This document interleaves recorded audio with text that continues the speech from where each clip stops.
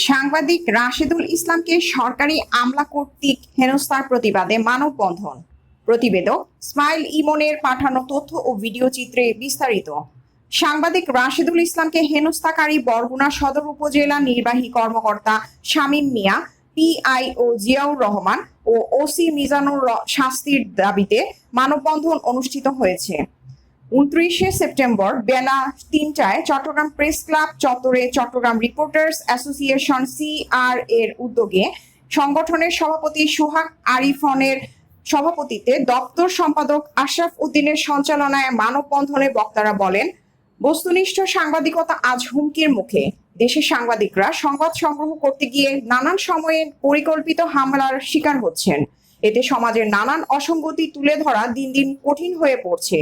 অপরাধ বিচিত্রার মফস্বল সম্পাদক সাংবাদিক রাশেদুল ইসলামকে হেনস্থাকারী বরগুনা সদর উপজেলা নির্বাহী কর্মকর্তা শামীম মিয়া, পিআইও জিয়াউর রহমান ও ওসি মিজান সহ ঘটনার সাথে জড়িত সকল অপরাধীদের দ্রুত গ্রেফতার করে দৃষ্টান্তমূলক শাস্তির ব্যবস্থা করা গেলে দুর্বৃত্তরা নতুন করে অপরাধ করতে ভয় পাবে।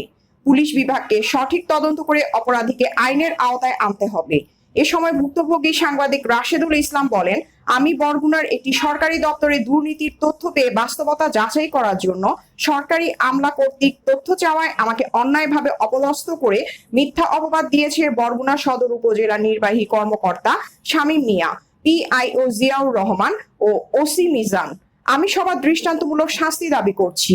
মানববন্ধনে উপস্থিত ছিলেন চট্টগ্রাম রিপোর্টার্স ফোরামের সদস্য, বৈষম্য বিরোধী সাংবাদিক ঐক্যের সমন্বয়ক কমিটির সদস্য, সিনিয়র সাংবাদিক ইসমাইল ইমন, সিআর এর যুগ্ম সম্পাদক আব্দুল কাদের রাজু, অর্থ সম্পাদক মোহাম্মদ রাশেদ, প্রচার সম্পাদক সাইফুদ্দিন রমিজ, আপ্যায়ন সম্পাদক আবুল হাসনাত মিনহাস, সহ অর্থ সম্পাদক এবাদুল, বাংলাদেশ মফস্বল সাংবাদিক ইউনিয়ন চট্টগ্রাম জেলার উপদেষ্টা হাসান মামুন, চট্টগ্রাম জেলার সভাপতি শহীদুল ইসলাম, সাংবাদিক বেলাল হোসেন, হেলাল উদ্দিন, মুরাদ, মাজহারুল ইসলাম রানা, আরিফ হোসেন, জহির উদ্দিন, মাসুদ, শাহিন আলম সহ প্রমুখ।